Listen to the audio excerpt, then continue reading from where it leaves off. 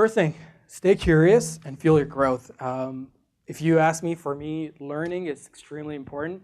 That's just the person I am. Each person is different, I recognize that. But for me, it's like I listen to multiple podcasts. If you need a podcast recommendation, I have a podcast for everything. I like reading books.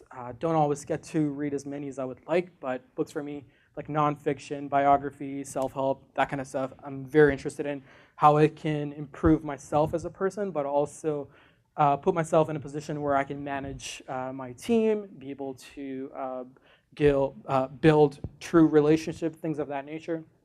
Of course, there's plenty of blogs, there's plenty of videos, there's so much content out there. Yes, you will drown. So don't essentially let FOMO get to you. Try and curate the content as to what's important to you, where your weak spots are or where your blind spots are, and just try and stay up top. Like, just keep learning, I think would be the easiest thing I can say.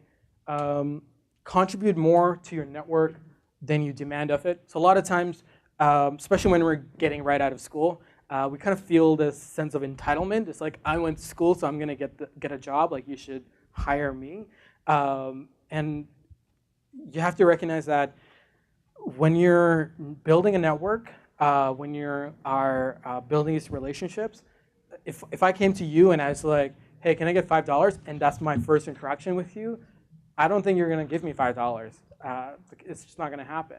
Perhaps if I introduce you to another person, when we first meet, it's like, hey, it was really good talking to you. Can I put you in touch with this other person? I think the two of you would be really good together in terms of networking. Maybe one person is a digital marketing manager, the other person is an SEO, and they both can learn from each other. So how can you connect different people and contribute to your network, whether it's sharing something, whether it's thinking of someone when you see a job, putting them in touch?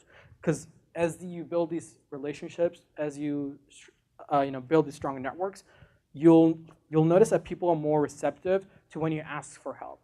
So because they know that you're putting in the work, they're more willing to give that in return and be able to give you their time, whether it's a coffee, whether it's vouching for you for a new position, things of that nature. So don't just make it about you. Try to see what you can do to others as well, how you can propel others before putting yourself out there. And of course, being open to new opportunities, and don't be afraid to pivot. So pivot, again, coming from software tech or just tech in general. I would not be in the position that I am if I was like, I went to school for marketing, so I'm only going to stick in marketing. It's like, had I just done that, I don't know what kind of career I would have had, or if I would have had the same experiences. So if you just put yourself in a silo, and if you just don't open yourself up to external opportunities that can exist, you may be doing yourself a disservice. I mean, let's be real, half of you may not even be in marketing once you graduate. A good portion of you may go into sales. Some of you may get hired as marketing coordinators. A number of you may decide to start your own business or go into that. So just because you went to school for marketing does not mean that is what's going to define you for the rest of your life.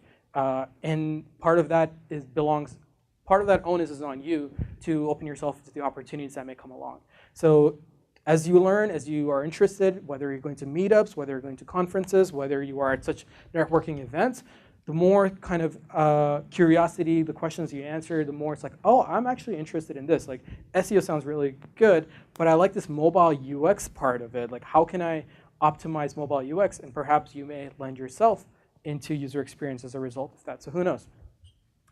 Last but not least, life doesn't come with a progress bar. You just have to keep moving forward. And what I mean by that is that we're so used to kind of knowing when something's going to happen that uncertainty can kind of put us in a rut almost. We're so used to seeing scroll bars, so you know how long the page is, so you know when the article is about to end. So it's like, oh, finally, you have your progress bar for when you're listening to your podcast. But the main thing for you to is like try and see how you can move forward. And don't be afraid to ask for help. Sometimes as little as talking to your teacher, your professor, can really lend itself to a new perspective that you may not have considered before.